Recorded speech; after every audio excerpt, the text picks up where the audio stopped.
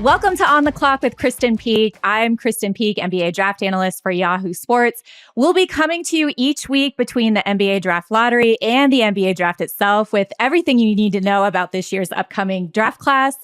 Today, we're joined by Rob Cassidy, national basketball analyst for our sister site, Rivals.com. Rob, thanks so much for joining me. I can't believe that we're both not on the road at some event right now. It's been a long 4 weeks, and I am going to soak up my time in my new house in Pittsburgh and try to get things unpacked. But it's good. Yeah, it's nice seeing you again, though. Yes. Yeah. Well, today we're going to talk about how to evaluate high school prospects as NBA potential players and all things NBA draft, including who might be the biggest surprises, who's flying under the radar, and an early look at next year's draft class. And I've said this in our first pod, you know, the general consensus is this is a weaker draft class. I don't like to call it weak. It's just going to be unpredictable. There are going to be some guys, we just don't know who they are.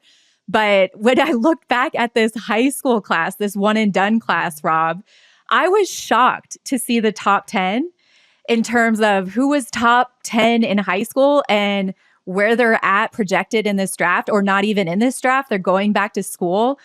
But how hard is it to project high school talent in the NBA? It differs from year to year and player to player, position to position. And, you know, I know you don't want to say it's a weak class, but I will. At least it was a weak high school class. I mean, I think that's why when you look at it and you see the Europeans at the top, obviously, you know, they're all very deserving. I'm not as plugged into the European scene as you are, but at least from a high school standpoint, it's been the consensus in our industry that it was a weak class since they were juniors in high school. And I haven't seen anything that's really changed my mind there. This class was particularly difficult to project because there was no clear number one. You know, we didn't have a Cooper Flagg or a AJ DeBansa. We had, you know, kind of debates on who would be there. And we went with Isaiah Collier because he was safe. You know, we used to call him the Volvo because, like, you know, he's a safe pick. You know, he's not going to wow anybody, but he's not going to make you look stupid either. And I'm in the business of not looking extremely stupid. And I feel like he's done that at least. So it's been interesting to kind of watch his ride. Well, let's run through the top 5, Rob, of the high school class. Like you said, Isaiah Collier was number 1 when everything was said and done. And by the way, he was awesome at McDonald's and Hoop Summit. Like he looked like a number 1 caliber player. So he was number 1. Aaron Bradshaw, the Kentucky center who kind of disappeared, number 2. Justin Edwards, another Kentucky player. He's like, I'm calling him the comeback kid of the pre-draft process because he did so well at the combine. He could sneak into the late first round. Modest Buzelis, number 4, lottery pick. Ron Holland, lottery pick. Both played for G League Ignite. Were you surprised at all at the output of this class as freshmen or in the G League? You know, I don't know. I always thought it was going to be pretty dicey. From top to bottom. I didn't think Reed Shepherd obviously was going to. We did have him ranked higher than everybody else, but I didn't think he was going to be one of the top players in this draft. And there were guys that surprised me, obviously. But I was worried about it from the beginning. You know, even when you talk about guys like Holland who are going to go high, I still have a ton of concerns about him. And they're the same ones that I had in high school. Can he score in the half court?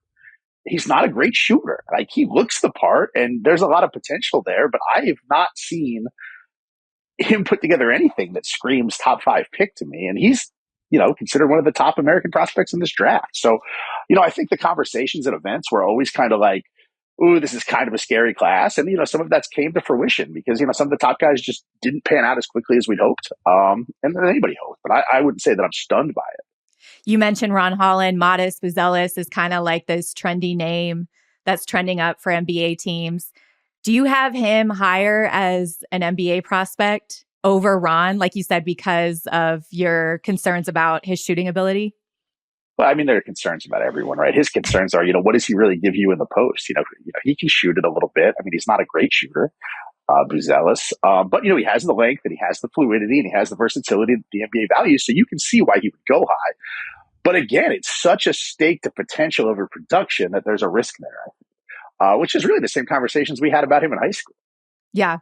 Well, I was surprised when I saw him in the fall that he had actually put on like 25 pounds of muscle and has seemed... I haven't seen him in a while. He looks good. He looks good. Yeah. You know, what's funny is I saw him at the combine and his hair was all disheveled and he was walking through the lobby and I was like, oh, hey, did you just like go work out? Did you just get up from a nap? And he's like, No, I just had meetings with teams and, I had to go get my medical. I'm like, I love that. No, this So, is just how I look, Krysten. yes, Thanks. he is unapologetically himself. And I love Modest for that. Who do you think will be the biggest surprises in this draft class? I mean, you mentioned Reed Shepherd and how productive he was coming off the bench at Kentucky. And by the way, did you know he could jump like that and had a No. 42-inch max vert? No, I knew he was a little more athletic than people thought in high school just because stereotypes, and I watched him play a lot, but no, I don't think anybody would have told you he was going to have a 42-inch vert. As far as guys that I think could be surprises, I'm on record in a group of other reporters saying if I had any kind of backbone whatsoever, I would have made Castle number one in this class.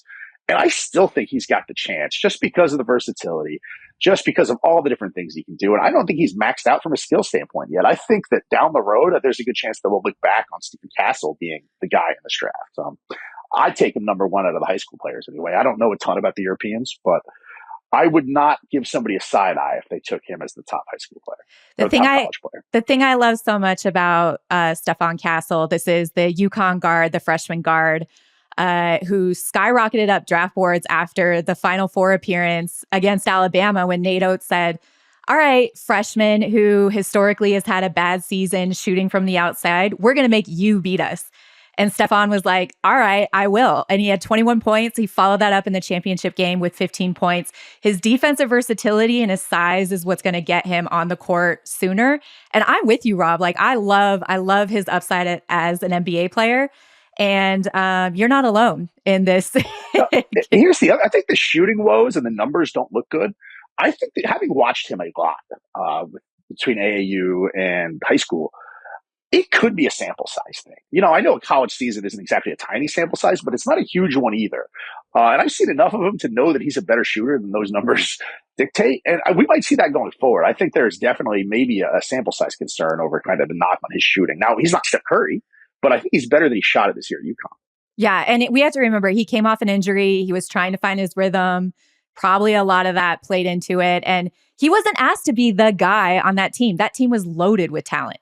So, all right, Steph Castle, we're both in the same stratosphere with him. I actually have him number 3 on my big board behind Alex Sarr and Zachary Richeche. So, maybe we're right, Rob. Maybe everyone should just start listening to us. A question for you. Were you at the AAU game when it was at the end of the summer in Las Vegas? I can't remember if you were there, but you probably definitely saw it and watched it on TV, if not. But it was Bronny James's Strive for Greatness, and he brought on Rob Dillingham, a couple other big 5-star players, and they played against Reed Shepherd and his AAU team, and Reed just killed. He killed.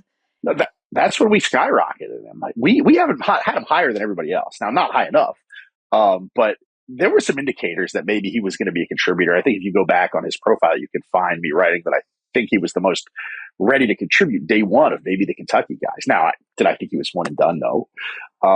But yeah, I remember that game. And that was kind of like, oh man, he's on a court full of stars and he is the star. Yes. And that was an indicator. Yeah. And Rob Dillingham, I mean, just coming from, his journey has been crazy. Boy, has it. It's been crazy. Rob. The fact that he was able to survive Donda Academy with his he was the only one that went to the crazy and Kanye AJ Johnson. AJ Johnson did too. Yeah, but the jury's still out on AJ Johnson. Rob's just survived somehow. His trajectory remained positive, and he didn't a lot of guys on that team tanked. They just never were the same. Shocking when you put your life in the hands of Kanye West that something bad would happen. But I don't think you can say anything better for Rob than he survived Donda. Yeah, but then he went to OTE, and then the projections coming in from OTE to Kentucky, there were worries. Was Cal going to let him play freely? He did. Could he create separation off the dribble? He showed that. Now we're at the combine, and he measures at 6'1.5" with no shoes and 164 pounds. So there's more pause. But you watch him on the court, and he is a dog. He can get wherever he wants on the court. He's extended his shooting to past 3-point range. He can hit those daggers, but really great at finishing through contact. But then you have teams that are saying, well, look at Scoot Henderson and how he struggled in his rookie year. how long is it going to take Rob to adjust to the physicality? Where do you see him projecting in the NBA? And do you think he's going to have any trouble whatsoever his rookie season? I think he's going to have some trouble on the defensive end of the floor. Will that matter in the end? Who knows? But there'll be an adjustment period just because can you leave on the court? Who's he going to guard? This is like the same conversation with your friend Zach Edey at Purdue. Yeah, he does a lot of really translatable, interesting things, but who is he going to guard? And I think that's a question worth asking with Rob. Obviously he's one of the best ball handlers in this class. I think he sees the floor incredible well. Sometimes he gets a little sloppy with the ball, turning the ball over. But, there's obviously potential. He's going to be a high pick for a reason. I think, it's not rocket science to say the concern is the defensive end of the floor. And it'll be interesting to see. I was a little surprised at those measurements. I knew he was smaller, the weight especially. Right. Did you kind of see that coming, or did that take you off guard too? No, I had no idea. And so that was one of the things where I was just like, I wonder how teams are going to read into this. Do you know what I mean? Because 164 pounds is like, how can you exactly defend like in the NBA at that weight? So he's going to have to get his weight up. I think he probably knows that. He had a hurt ankle and didn't go through agility or shooting testing, so we don't know how that looks. Another player I want to ask you about, Rob, is in your backyard in Pittsburgh. I don't even know where Bub Carrington came from. I don't remember him as a high school prospect. I talked to him and I said, where did you get the nickname Bub? And he said, because his first name is Carlton. Carlton. Yes. And he's like, oh, it was my dad's nickname. We have the same name. So I said, so you and your father share not only the same name, but the same nickname? And he goes, yeah. Like it was, and I was like, okay. But he is someone that, I talk to teams, and when you're looking at the mid-first round and what he's doing in workouts leading up to the pre-draft, and when you go back and look at his film, he's climbing the boards. But I don't remember him, Rob. Like, where did he come from? I remember him. He was a late on the radar guy. I remember him at Peach Jam his junior year. I did not know. I was news to me when people started calling him Bub. I thought they were talking about a different dude because he had never thought to inform the media that he went by that until he got to Pitt. So I just always knew it was Carlton Carrington. And at that time, he was like a lethal shooter who, the questions about him were, could he handle it well enough? But he was shooting from the outside. And, he was showing some physicality and rebounding well positionally. We put him in the top 100, obviously not high enough, but the sample size on him was small. Like you said, nobody knew who he was until the end of his junior year, pretty much. And he didn't really break out until his senior year. So, all in all, I probably saw the kid play 5 times, which for me is tiny sample size for a top 100 player. But, it's the consistency has been there. And he was playing on a team that wasn't great, didn't have a lot around him, which I think is a positive indicator for him. I don't know that I would stake my life on him being a great NBA player, but I think he's got a chance. Okay. Glowing review there, Rob. The last player I want to ask you about is Jared McCain. I saw him all throughout high school. This is a dude, he won at every level. I think he won Peach Jam. Didn't he win at Peach Jam? Yeah. And he won a high school state championship. Him and Kylan Boswell were incredible. I remember this game against Sierra Canyon when it was Bronny, Amari Bailey. It was during a state playoffs. And this was the game when LeBron was there with Drake, and Drake was yelling at the ref. And Jared and Kylan both had 4 threes each, and they beat Sierra Canyon at home. Anyways, he's a winner. But coming to Duke, being a smaller guard, I didn't know what to expect for him. I think the turning point for Jared was at Madison Square Garden when they played Baylor. He said he started to really get more comfortable within Jon Scheyer's system, but now he's shooting lights out. He looks great. Did you project him to be this sort of NBA prospect? Yeah, we liked him. And, I think we had 5 stars on him. I can't remember exactly where he was in our rankings. He is so poised, Krysten, and for good reason. He's like a dude that has been internet famous since he was 13, and had eyes on him all the time. He was one of these guys that was a little bit Mikey Williams where when he came to play, the gym filled up with high school kids and girls and guys that screaming his name, and he was like a boy band almost for a while just because of the internet follow he had. So he's no stranger to pressure, that's for sure. And I don't think the lights will ever be too bright for him. And I think you saw that a little bit at Duke. He got pretty comfortable there, and he's got the skill set. He gets downhill in a hurry. I like his chances in the NBA. I really do. He's got decent enough size to defend and to stay on the floor. I think long term, I don't know if he's a guy that steps right in, wins the Rookie of the Year or something crazy like that. But I think he can help NBA teams. Who do you think wins Rookie of the Year? Oh, I think it could be Castle, man. I do too. I think it could be him too. There could be one of these Europeans that you travel and, your fancy European travel and you get to see these guys. I don't know a ton about the Euros, so maybe one of them. So when I talk about the draft, I talk about the American kid just because my knowledge base on the European guys is so small.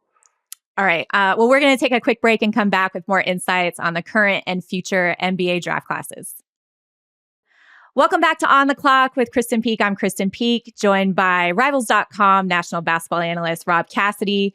Rob, who are some players flying under the radar projected maybe in the second round that you think will have long NBA careers? Can you name anyone that you think? I'm really starting to like your boy Zach Edey as an NBA player. After the testing at the combine, I know that you're not a huge believer in his NBA future. I'm coming around. Yes, go on. I mean, he tested as well as Donovan did at UConn, and I still have my doubts because I watched him play a lot and it doesn't look as fluid as it should. And he's not, if this was 20 years ago, he would be a star though, right? If this was like 1995 NBA, could you imagine this guy?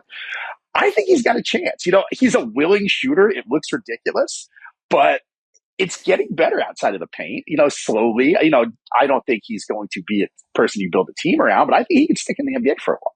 The thing that I like about Zach is when he did his media availability, he was very confident in saying, every team needs a player to anchor their defense. I was asked to play a certain role at Purdue with my back to the basket. I know I have the skill set to extend my game, and I am going to work to be productive in the NBA. So it's like he knows the criticism. And by the way, we talked about this on episode 1 and with Kyle Boone from CBS and his 3-quarter court sprint, or whatever that is, the poor man's 40. And everyone said that he's the guy from Happy Gilmore, chasing down Shooter McGadden. Construction worker? Yes. I didn't know that was the NBA comp I needed in this draft. And I'm so much happier for it. But how did he look shooting it? I wasn't there. I saw some clips of him shooting it, but I mean, how did it look? So he kind of does this thing where he hatches, he's got a hitch shot, right? So he brings it back and then kind of it looks like he just throws it, but it's going in from long range, and I don't know. But you look at Nikola Jokic's shot too, how he kind of has it high up here because nobody can get it and just kind of whoop. That's kind of what Zach Edey's shot looked like, but it was going in. And that's the thing. When are we going to decide that high level production means something for the NBA? I sometimes I think we go a little bit too far in projections where sometimes, don't overthink it with him. I think he's got a chance. You can't really, all the knocks on him are hypotheticals, right? What can he do down the road? Nobody wants to talk about what he has done, which I think is important. And I think sometimes in our industry, we get a little carried away with that. It's obviously important, but I think it's kind of gone the other way where, sometimes you got to refocus and actually just watch the tape of what he did at Purdue. Yeah. A couple other players I want to touch on. We touched on AJ Johnson a little bit. He was awesome at the combine, Rob. Awesome. Yes. He was by far the biggest riser. And Trenton Flowers, who also elected, he was originally committed to Louisville, decided late to decommit and go over and play for the Adelaide 36ers. I went over to Australia. I saw both AJ Johnson, who was formerly committed to Texas, decided to go play for the Illawarra Hawks, Trenton in Adelaide. But these guys were both high profile high school prospects that kind of disappeared. But do you think that, let's start with Trenton Flowers first, 6'8", wing, loves to play above the rim. Do you think he has, the potential to be productive in the NBA? He is another one where everything is based on potential on him. The production has never really been super consistent. He's made some interesting decisions from a life standpoint. Correct. He's been at a million high schools. I don't necessarily knock anybody for that. But when you combine it with, he went to Louisville and went to one practice and then just pieced out of there. It's not like it was a late decommitment. He went to campus and he ran through a Kenny Payne practice and then was no, I'm out, which maybe was a good decision in retrospect. But I've never seen it from him other than maybe 10-minute stretches where it's like, oh, there it is. But he hasn't ever, and I haven't watched a lot of Australian basketball, so maybe he's doing great over there. But when he was in high school, it was always like, okay, he was one of these guys where if he missed his first two shots, forget it, because here comes 1 for 17. And he was really hard. He really had a hard time like rebounding from adversity. But I understand why people are high on him. It's all the physical traits. It's the fluidity and it's the length. And it's, when you see the 20-minute stretch of him completely taking over a game, your jaw could drop. I don't know how that works against the competition in the NBA, and he's going to really have to level out if he really wants to be a pro. Here's what I'll say about when we talk about players with high upside and potential, and that's all you ever hear about a player. It's like, how long do you give a player to hit and figure it out before they just disappear in the G League? You know what I mean? So it's like, how long have we been talking about Trent Flowers' potential? And how long are we going to, how much grace do you give him before you're like, I don't know. Well, you know these NBA GMs better than I do. What's an ideal place for him? Like, where can he go and have like a long leash and be allowed to kind of develop? It would have to be an established team where they would be patient with him in the G League and that environment. And also, I think I look at Memphis and what they did with Gigi Jackson and kind of giving him the freedom to explore just his athleticism and be free within an NBA system. That's another thing. Like, I don't know how Trenton is going to do within the spacing, but the potential is still there. So I'm not writing him off yet. But another player that is kind of like, we know who he is. He's an older guy. He's still deciding whether he's going to go back to school. I don't know if you know a lot about Alex Karaban, but he was the best shooter in the 3-point star drill. He made 14 in a row. Bronny James came in second. He made 12. And, talking to him during his media availability, he's like, I don't know what I'm going to do, because for him, it's like, I can go back to a championship caliber coach, staff, and team and get better and try to work my way into the first round. Or I think he's like a safe pick, in the beginning to mid second. But what do you know about Alex Karaban, and what did you like about what he did at UConn? We've always liked him too. We've had him ranked relatively highly in high school. He played on a high-profile high school team, and I can't remember where it was. It was one of those basketball factory schools. That's all I know. I think he'd be well-suited to go back, because I think it would solidify him as a first-round pick. He was great this year, especially when he needed to be. I don't know where UConn is without him. Given another year to develop, I think he could be one of the best players in college basketball if he comes back. Now, obviously, I'm a little biased because I'm a college basketball guy. I'd like to see another year. But I think the jump between year 1 and year 2 for him could be massive, because he started slow. He didn't really look comfortable out there until conference play in the Big East, in my opinion. Yeah, for sure. Well, we'll find out this upcoming week, because that's the early entry deadline. Okay. Hey, let me ask you this while I have you, not to derail this. No. Do you know much about Deron Holmes from Dayton? Is he coming back, or is he staying in the draft? I think he's still someone that's waiting to get feedback from the team. I don't think he shot the ball particularly well. He tested well, like in terms of his agility and his times, and he looks the part.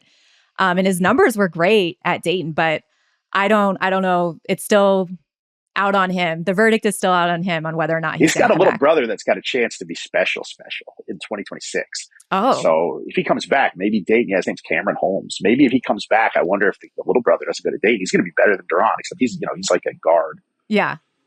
Well, I don't have the inside scoop on Deron Holmes. So sorry, I Rob. wondered. I just thought I'd ask. I don't get you a lot. All right. Looking ahead to next year's draft class, everyone knows it's the Cooper Flag year. Do you think we'll start to see teams tank for Cooper Flag, who is headed to Duke, Ace Bailey, who is heading to Rutgers, or Nolan Traore, who's a European French point guard, another French player coming that's going to be a top 5 player? Do you think we'll see that trend happen again? Because let me tell you something. I don't think the teams that had bad records this year necessarily meant it. Like, it wasn't like a Victor year. It's not like they know what's coming.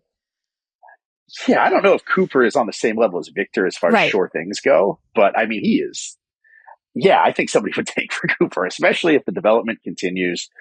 He's gotten so much better in the last year, especially what he brings to the table defensively. I think people like to look at his numbers and see the rebounding stats and the scoring stats, but he's a special defender, I think. And, Yeah. a defender that can defend all 5 positions and probably can do so also in the NBA. Yeah, I think he's definitely worth tanking for, if that's the answer. Is there any world where Ace Bailey, is the number 1 pick next year in 2025? I know a lot of people that will tell you, yes, that world exists. But he is another one where the upside is completely off the charts. But we talk a lot about upside, and he just hasn't dominated in a way on a big stage against major competition in the way that a number 1 lock would. Now, for stretches, sure. He looked great at the last camp I saw him at when he was in high school, and I can't remember what that was. He played great at McDonald's too. But, when you get on this, you have to be able to dominate the way Cooper does for me to think, okay, that's a sure thing. There's still a lot of growing that Ace needs to do from a skill perspective. He makes tough shots. That's what he does, but he's not a particularly efficient player because of those tough shots. Sometimes he just gets in the habit of chucking shots and hoping they'll go in, and it goes south on him. He's got to straighten out from a shot selection standpoint, I think.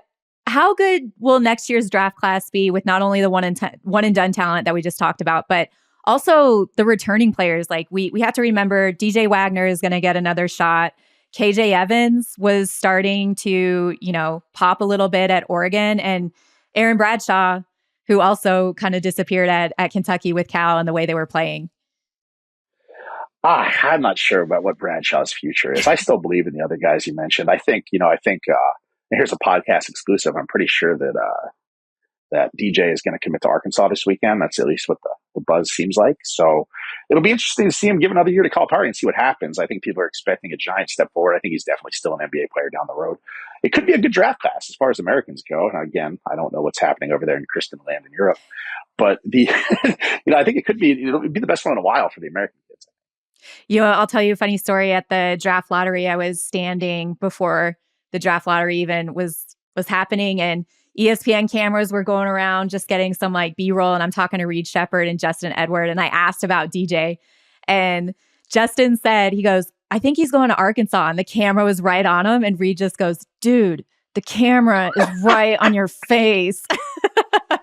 That's one thing about Justin. I'll say this, he is never I don't know if he just doesn't care about media training or if he just hasn't had it, but he will say whatever. And I've always appreciated that about him. It makes me laugh every time I think about, dude. I once asked Justin, I said, where do you work? Just Justin Edwards, who went to Kentucky for a year. I once asked him in high school, I said, where have you seen the most growth in your game from the high school season now to the end of the summer? And he goes, what you mean? I'm nice like that. I'm like, that's your answer? Okay, Justin. I'll say this. If he does make it in the NBA, people are going to love him. As far as his personality goes, he has, you want to talk about advertising potential. If he ends up being a good NBA player, forget it, because he's got charisma and he is a confident kid. And I really enjoy talking to him. Yeah, he's he's on Anthony Edwards wave in terms of, you're right. He just says whatever he wants. Well, there you go. A little Justin Edwards segment there, but that's it for today. Thank you, Rob, for sharing your insights. You can follow Rob on Twitter at Cassidy_Rob. Follow me on Twitter too at Krysten Peek. Thanks to Brett for working hard to make this podcast sound and look great. And Hillary. Vinny Goodwill will be back with a new episode of The Good Word with Goodwill on Tuesday. And I'll be back with another episode of On the Clock next Friday. Have a fun and safe Memorial Day weekend, and we'll see you next week.